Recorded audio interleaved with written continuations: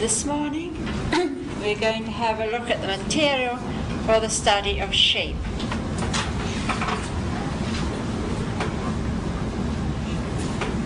Now, when I talk about shapes, I mean regular shapes, because of course irregular shapes would be endless.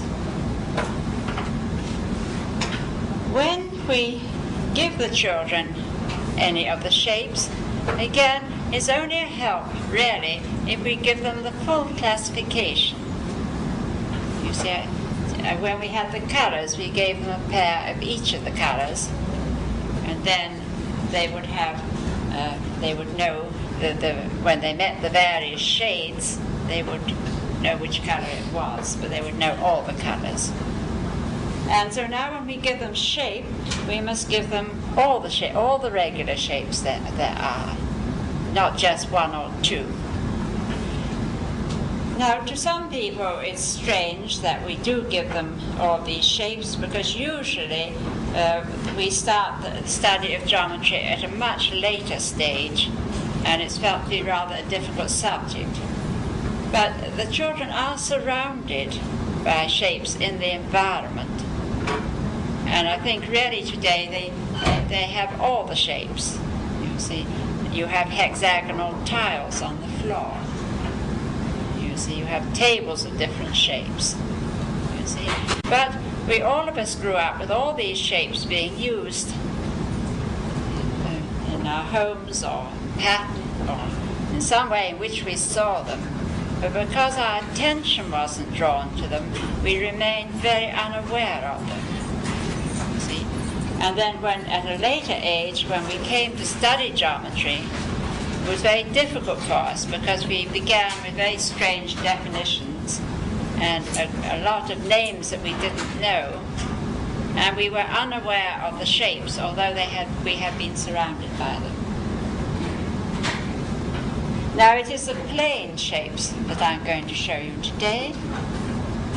And I'll show you all of them, the whole material, and then I'll explain how it's used. We first have this tray, because when we first introduce them to the shapes, we are going, as always, to begin with the most contrasting. And I think the most contrasting are probably the equilateral triangle. See? Now, that has three sides. You cannot enclose a space with fewer than three sides. And then the circle, which has the greatest number of sides. Remember, you learned that a circle is composed of a great many straight lines. And then that always seemed nonsense when you just heard it as a definition. But between 4, 5, 5.5, the children can construct a circle with straight lines. It's one of the things we do with them in handwork. And the square. 4 equal sides, 4 right angles. The equilateral triangle, of course, that has equal sides, and if a triangle has equal sides, it also has to have equal angles. So that would be the first piece we would use. Now we have a cabinet of 5 drawers.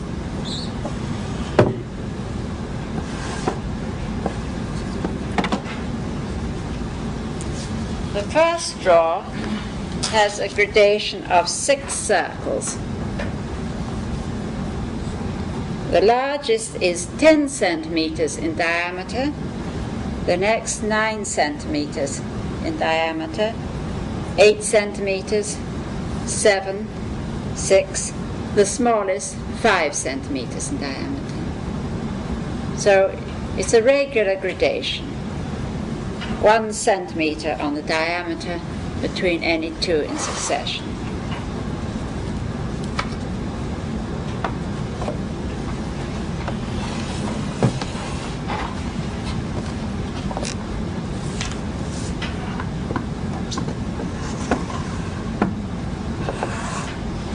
Now we have a drawer of quadrilaterals.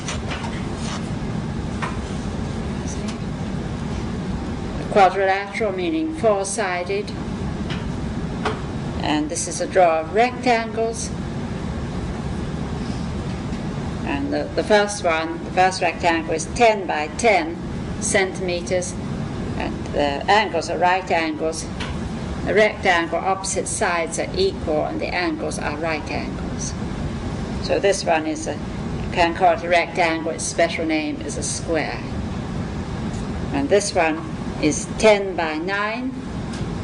This one 10 by 8, 10 by 7, 10 by 6, 10 by 5. So again, it's a regular gradation. And the smallest one, which is 10 by 5, it would be exactly half the square, which is 10 by 10.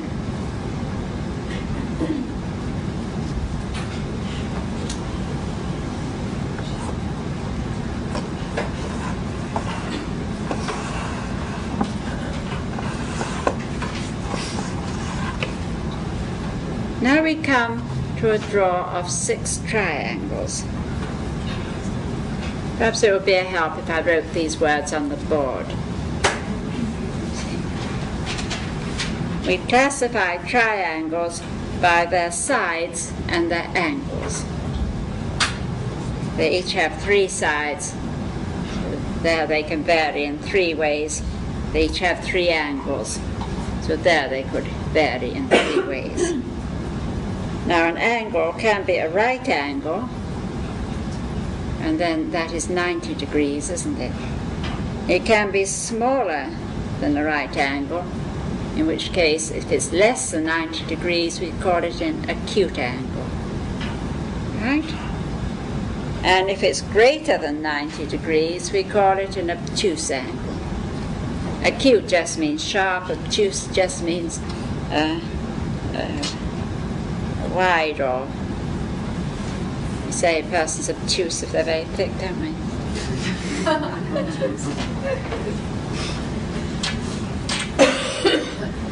Well, the first one we saw was the equilateral triangle. That was in the tray.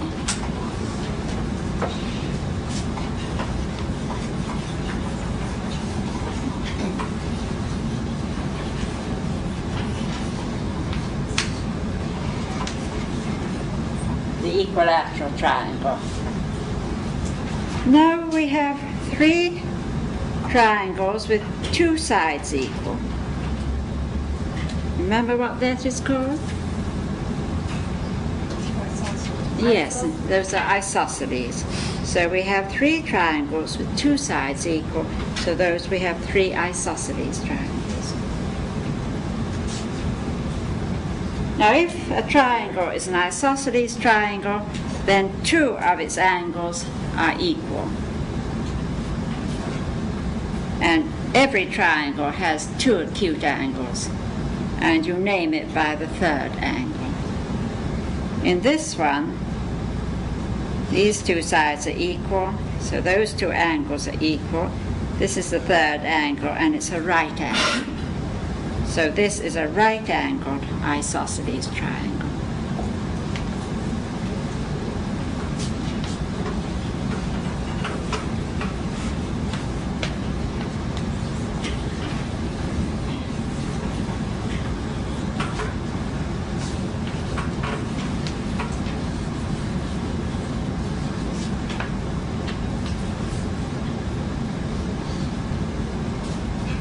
In this one, those are the 2 equal sides, the 2 acute angles. This angle is an obtuse angle. So this one is an obtuse angled isosceles triangle.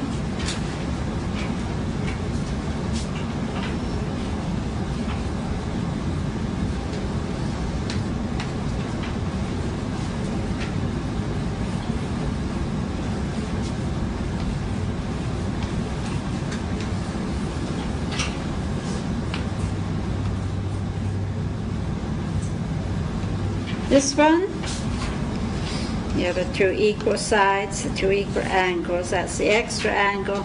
It's acute, so that is an acute angled isosceles triangle.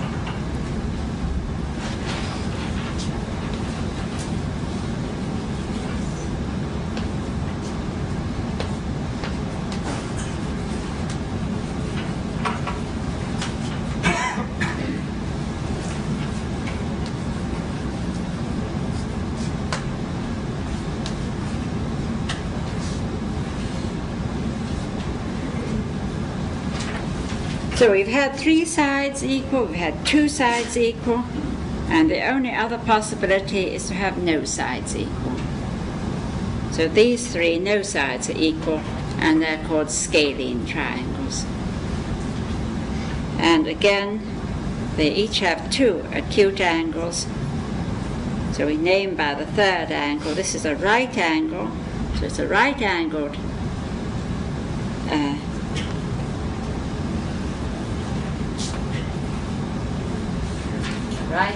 scalene triangle.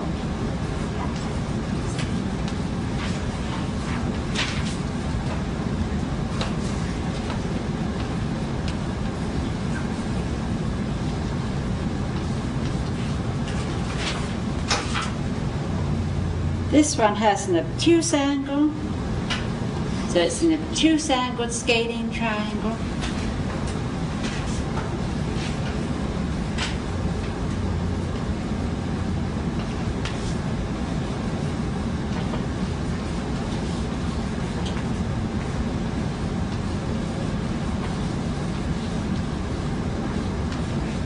What will the other one be? Yes, here we are, an acute angled scalene triangle.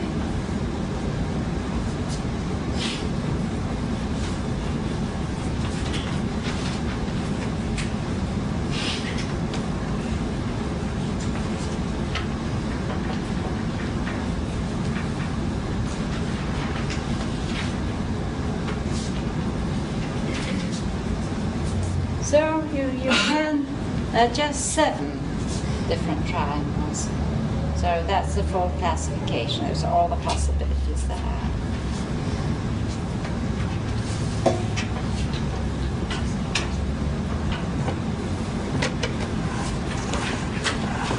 Immediately your mind feels sort of clear, doesn't it? Yes.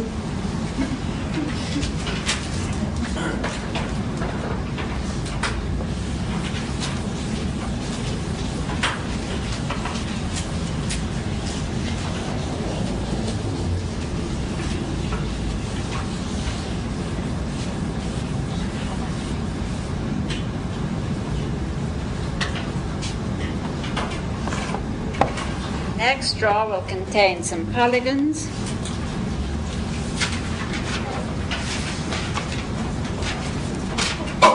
And we have 6 polygons. Of course, you can go on having more and more sides to a polygon until you reach a circle, can't you? So it's enough to have 6.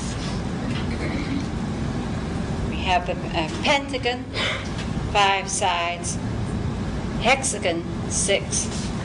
I better write one, I think, but some of you are looking at me.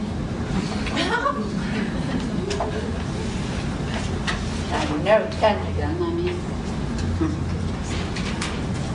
Hexagon. Pent is 5, hex is 6. 7 sides, heptagon.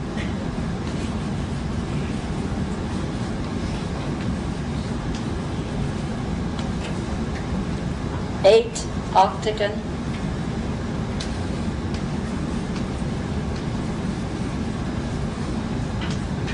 9 sides, nonagon,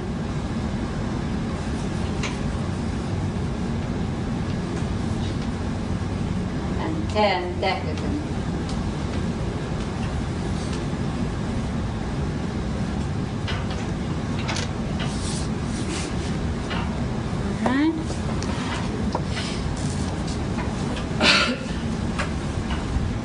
Now here, the polygons are made to inscribe in the largest circle. If I was to take the circle out, any of these would just exactly fit in.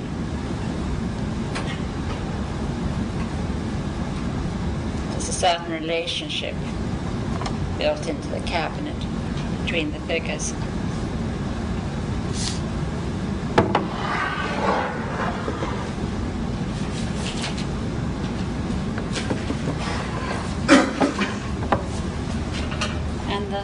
Last draw contains 2 curved and 4 figures and 4 quadrilaterals.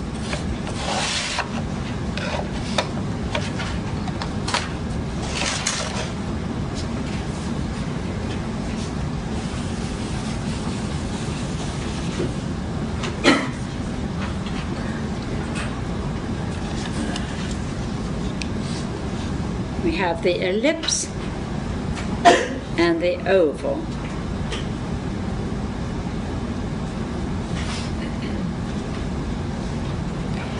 Now, we've had the square, the rectangle, the square 4 sides equal and the angles are right angles.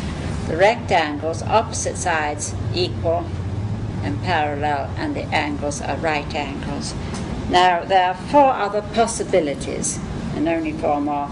You can have opposite sides equal and parallel. See, and that is a parallelogram. You can have all 4 sides equal, but the angles are not right angles. And that's a rhombus. You want them written out?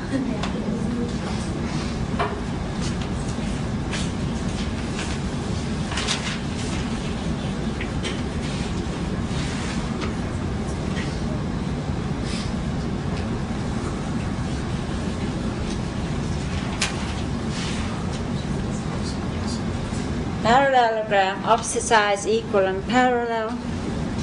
The angles can be right angles, don't have to be. A rhombus, the sides are equal, 4 sides equal, the angles are not right angles.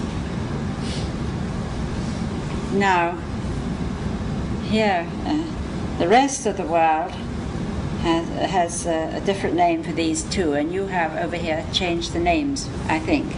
In most parts, and not in all parts of America, in most parts of America. So your individualism coming out. Now, this figure has only 1 pair of parallel. See, these sides are parallel and the others are not. We call that a rhombus, and I think you call it a trapezoid, don't you?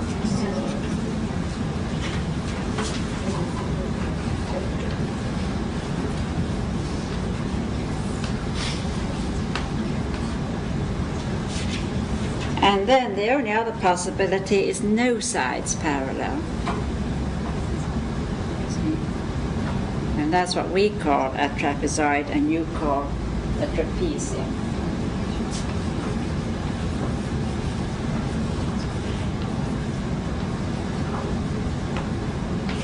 You really have turned those words around, because this one, you get many tables, little tables that shape, don't you?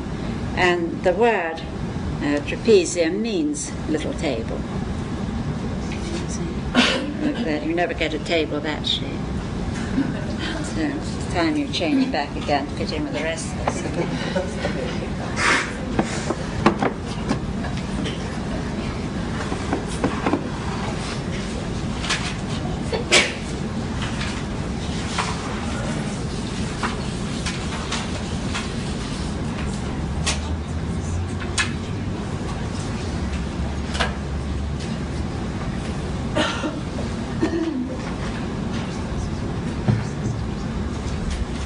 Well, the cabinet is kept in your stock cupboard until some children arrive at the point of being ready for it. But the first piece you would bring in would be what we call the presentation tray. The tray with the square, the circle with diameter of 10 centimeters, and the equilateral triangle. I want you to notice the coloring. See, I've said to you already that the material has to show up whatever it is you're studying. Here we're studying shape, so we don't want it to be strongly colored. If these are of strong color, the children only notice the color, they don't notice the shape. So this sort of pale grey, slightly blue tint to it is a very attractive color, but it is not a dominant color. and the rest of the cabinet just means to be this light varnished wood. If we lift out one of the figures, the bottom of the tray is painted the same pearly grey as the figure itself. This is very important because the firms that make the Montessori equipment, nobody watches them or tells them what to do, and they are beginning to make everything very much too colourful. You see, this is they make the figures dark and they have a very thick yellow varnish. Her first, in the beginning, she thought, like everyone else, that children had to be attracted by little rewards, sweets, sweet if they did the right thing, or strong colours to attract them. And her very first cabinet, which must have been about 1907, I don't know if she used it with the defective children or not, but with the normal children, she made it with scarlet figures, and the wood was painted white. And unfortunately, the Italian firm makes the cabinet with scarlet figures and painted white. I saw it. I saw one last year, and it's simply terrible. It just hits your eyes. It's a colour that hits your eyes, and you simply don't see the shade. So if you possess one of those, you could take the paint off and start again. Now, with this, you see we have the 3 figures, and we have 3 blank squares of wood. And the first presentation would be just to put it in front of the child, and each figure has a knob to hold it by. You lift it out by the knob. I'm taking the square out, and you put it on the blank just above. And then you pause for a few minutes. Because the bottom of the tray is in the same colour as the figure, you immediately get a pair of, you see, this square here and this square here. And then you do the same with the next figure. Here's a circle. I take that out and I put it on the blank square, and then I get 2 circles of the same size. And I pause to let the child notice that. Then I do the same with the triangle.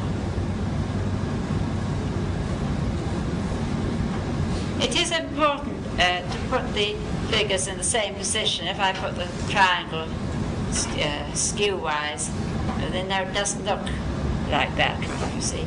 You must put it in the same position.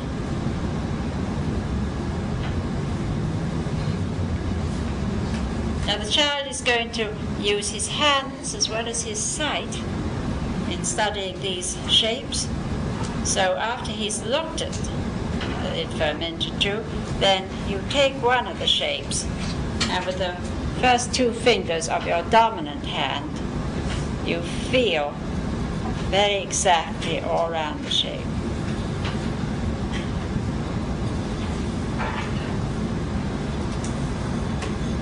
And then you feel very exactly round the hole that it came from.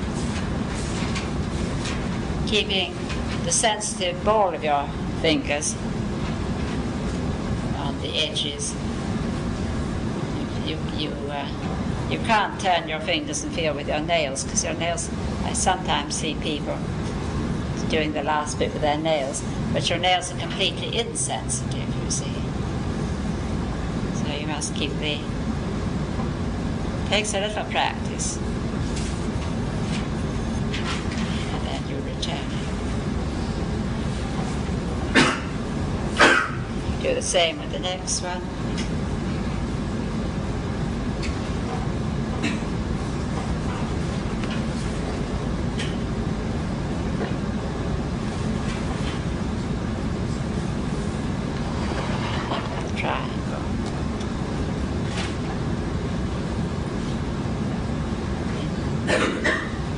Thinking about what you're doing, you're immediately aware of the difference. I mean, such very sharp angles here. Difficult to get my big fingers into the corners.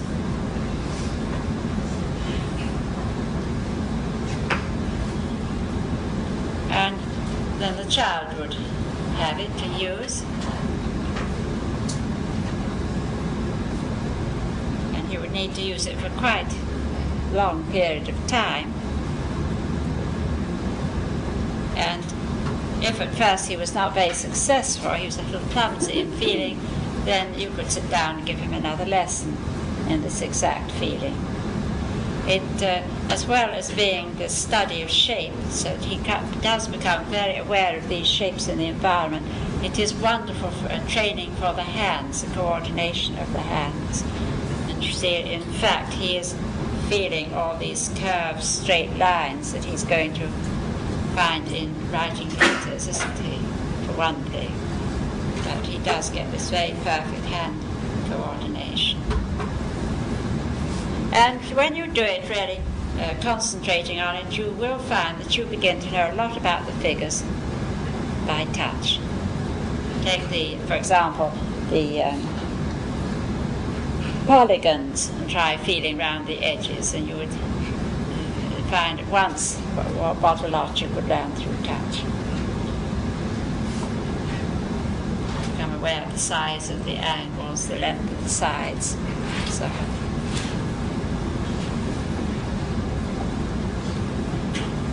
When the child has worked with this tray for a long time and really knows the figures well, then you could teach him the names. So, using the lesson I gave you last week, that 3-period lesson, you would teach square, circle, equilateral, triangle. And you will find that the children adore these strange words like equilateral, triangle. At this age.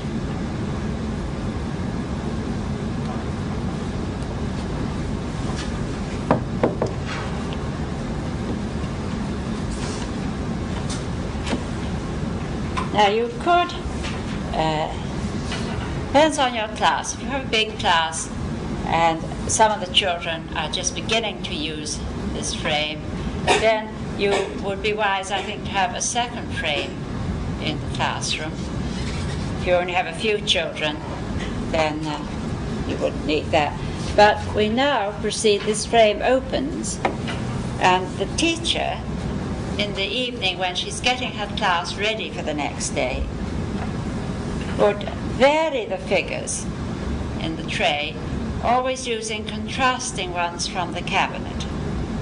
Because the children need to get experience with all the figures from the cabinet, but in always as contrasting shapes.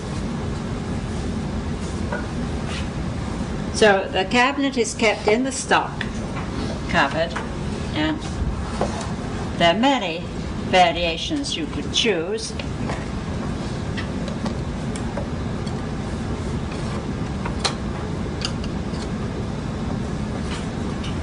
I might put in one of the rectangles.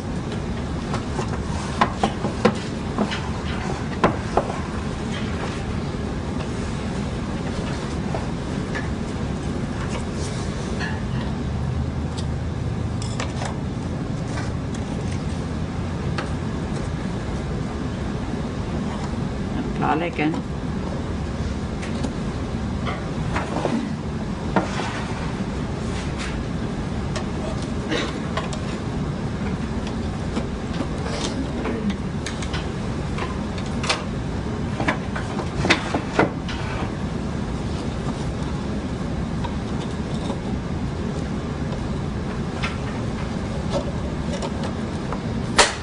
And the ellipse. You see, again, very contrasting figures. And when the children came to school, those of them who knew circle, square, equilateral, triangle would find 3 new figures for them to use. And you wouldn't really have to give another lesson because they would use it in exactly the same way. There'd probably be a little conversation about it because they're always interested when they find something different. And again, when they knew these well, been using them some time, again you could teach the name, ellipse, polygon, rectangle. Now this polygon has a special name, it's an octagon.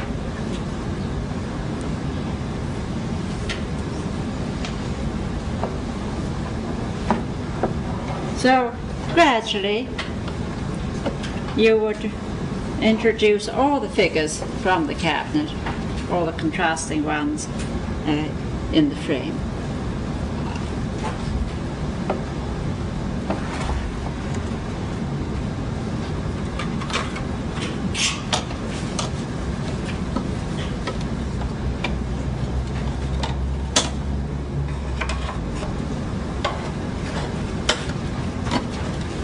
Children must work with this material over at least a couple of years. There's a great deal to learn from it. And then when they're older, 5, 6, 7, and come on to do some geometry, again they will be using this for their cabinet.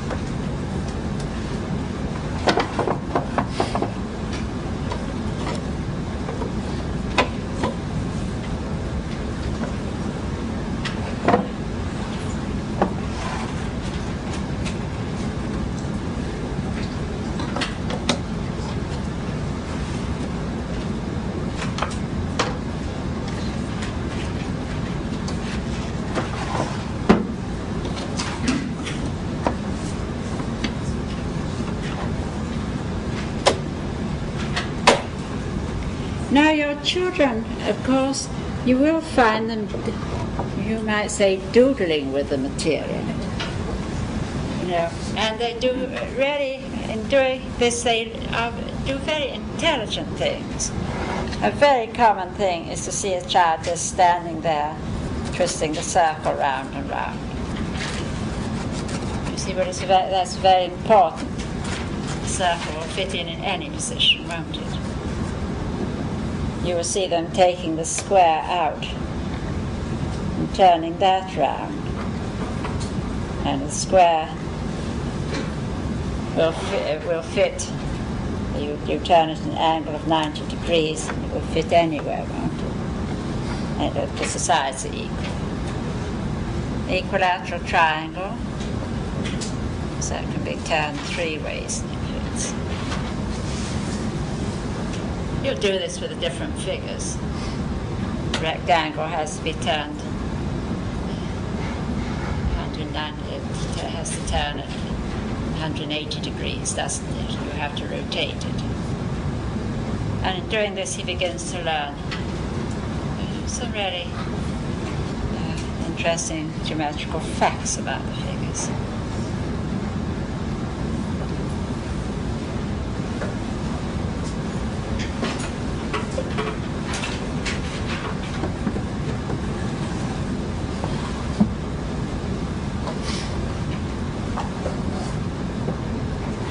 When you see children doing that, you leave them alone, you're very pleased.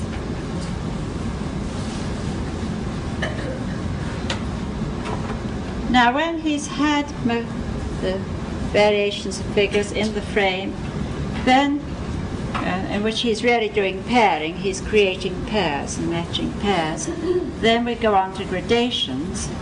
We will bring the whole cabinet in, and now you can no longer vary the figures from the cabinet because some of the children will be using the frames. And here we have the gradation of circles. And here you show him to take each circle out and put it on the table at the side. It's much better to put it on the side. Don't put them in front of the frame because the child gives the frame a pull and they all go on the floor. You don't want tables that are too small in your classroom.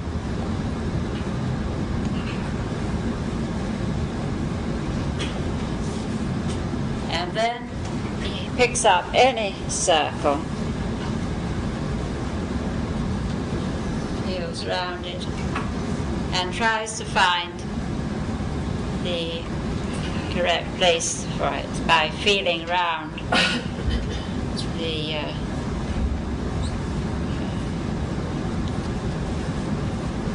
sort of socket, or whatever you like to call it.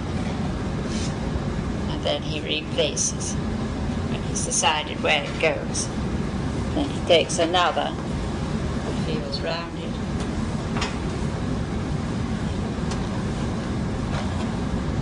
not sure where it goes. He feels round the space and then he returns it.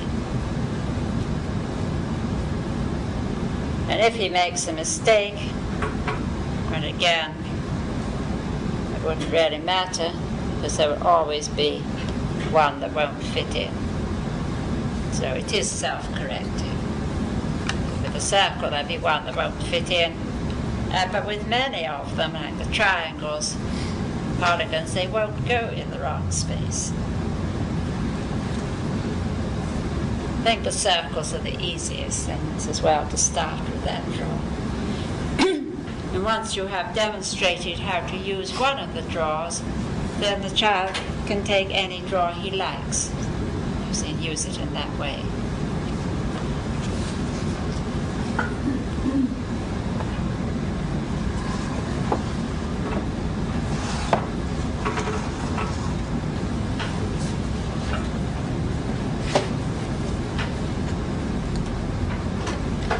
First, he will probably have difficulty with the triangles.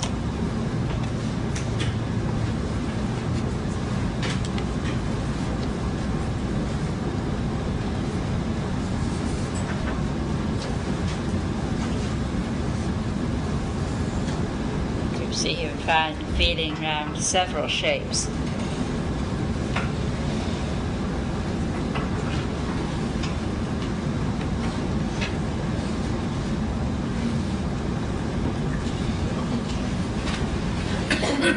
Then he may try and put it in the wrong way.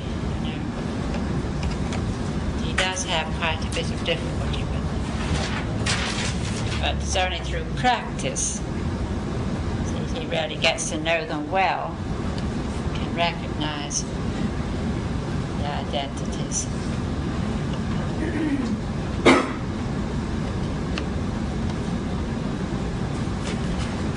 And then when the point comes, when he does it really easily, he's had a lot of practice with it, then you teach many names. These are triangles. You see. This is a obtuse-angled isosceles triangle. This is a right-angled isosceles triangle. This is an acute-angled isosceles triangle. So just take the three you are going to teach.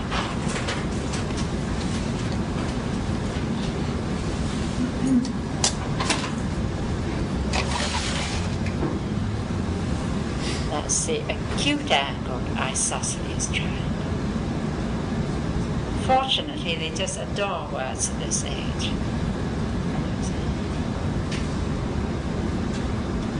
This one is the obtuse-angled isosceles triangle.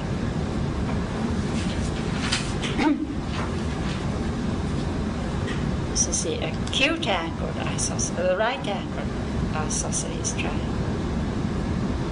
Repeat each one many times. Can you show me the acute-angled isosceles triangle and the right-angled isosceles triangle? If they make too many mistakes, you go back to the first stage. If they do that well, then you go to the last stage. Can you tell me which this one is? Has to say the right-angled isosceles triangle. And when you begin teaching these words, you realize that children of this age learn words much more easily than they do at a later stage. More easily than we would. And they learn them with enjoyment. See? So very soon, you're all of you using the right words. And then the child is able to, once he knows them, he notices things in the environment. That is what is so exciting.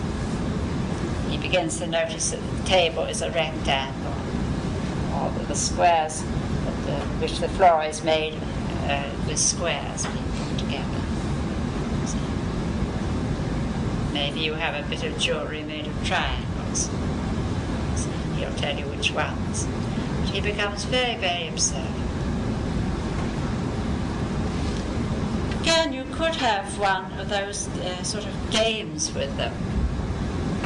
Lots of little games we play when we just got a few minutes to spare when we're waiting for the parents. You know, you sit in a circle and you can look round the room and you can say, I'm looking at something which is a circle.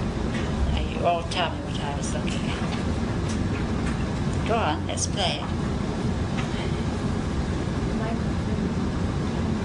Microphone. No, it wasn't that. The clock, yes. You choose pretty easy things at first. You see, then that's your turn. A rectangle.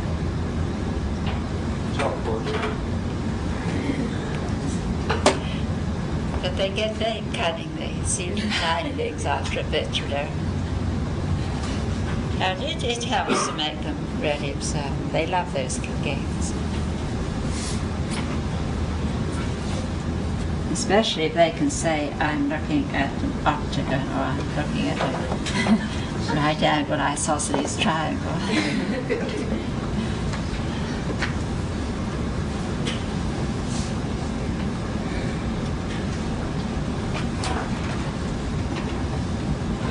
When they're older, I'll show you.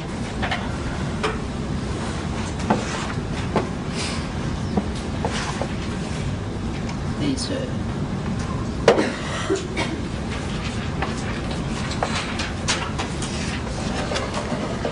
we could take the large circle out, and because the polygons inscribe in the circle, then you can put the pentagon in, and you see it leaves very wide spaces, doesn't it?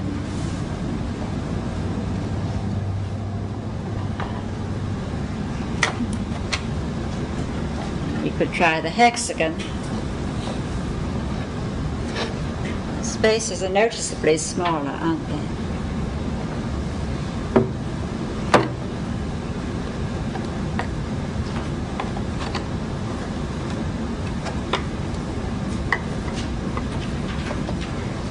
Heptagon.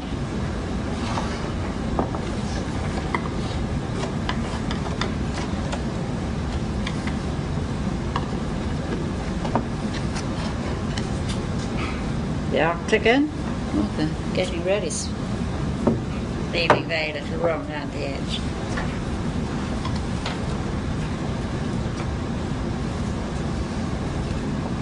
The nonagon.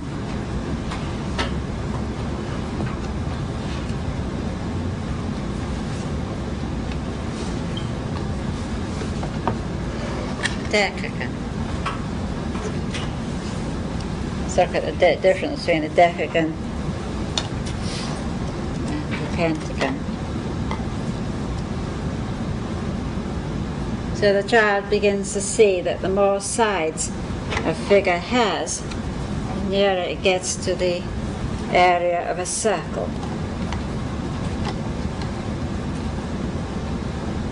And then if we got him we can stitch with needle and thread, showing that with straight lines you can create a perfect circle.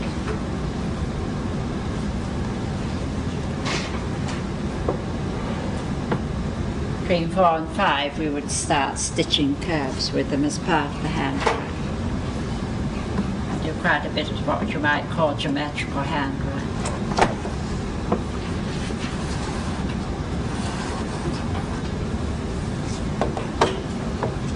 One more thing.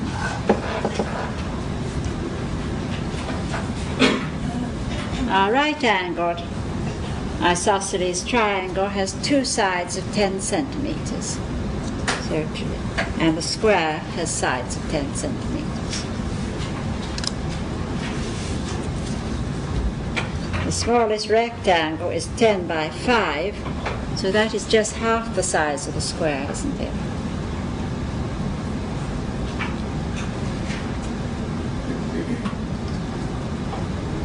See? We can show that the right-angled isosceles triangle is just half the size of a square. Two of them equal a square. And then we could show that this smallest rectangle is just half the size of a square.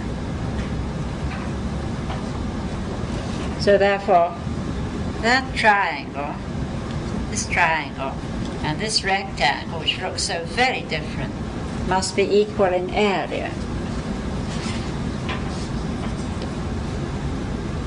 These two.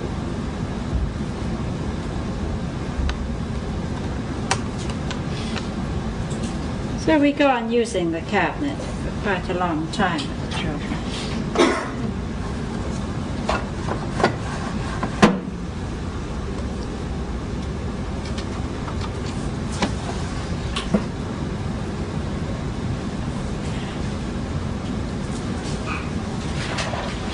Is there anything you'd like to ask about it?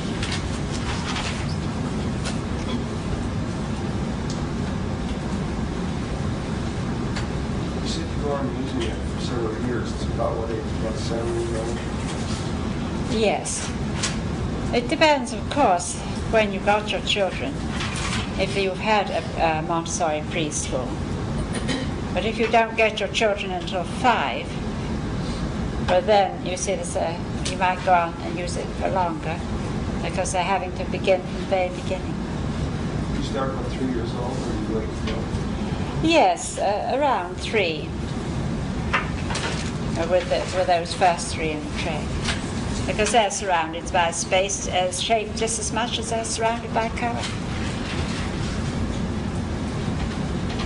And then the sooner your attention is drawn to the factors of the environment, the better. You see, the more intelligent you become, the more aware you become. You introduced the names obtuse and acute. You tell them why it's acute or why it's obtuse? No, you are better not explaining things. The explanation for a small child would be more difficult than the word. I explain it to you because you already know so much. Yes, but it is very difficult for them to take explanations. They like just a statement of the word. And they're just learning this size or the shape by sight. Well, they have learned it by touch too. They have had it for some time. They've been learning it by touch and by sight. Touch is a very big factor in learning with the small children. When will they learn the definition? Oh, well, then the definitions are quite...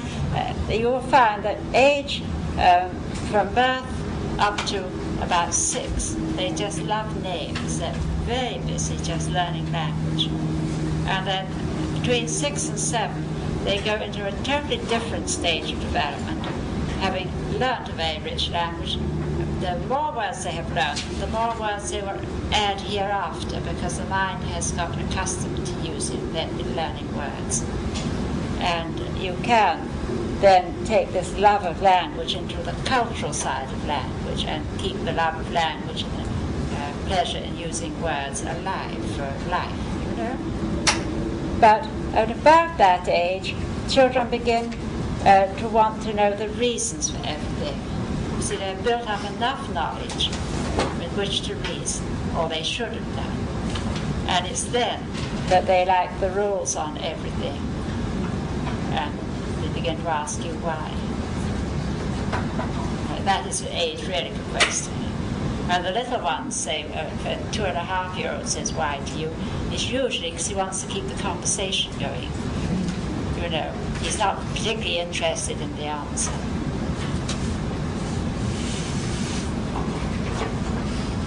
But he wants to be talked to and he wants to listen.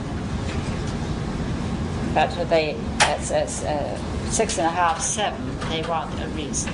And you must give it very simply, in as few words as possible. And we are very tempted always to, they've asked a question, I'll tell them everything there is, you know, and then they don't listen. It's too much. Just give them a simple, straight answer. I always remember with the first class I taught in, there was one teacher who really believed in answering all their questions.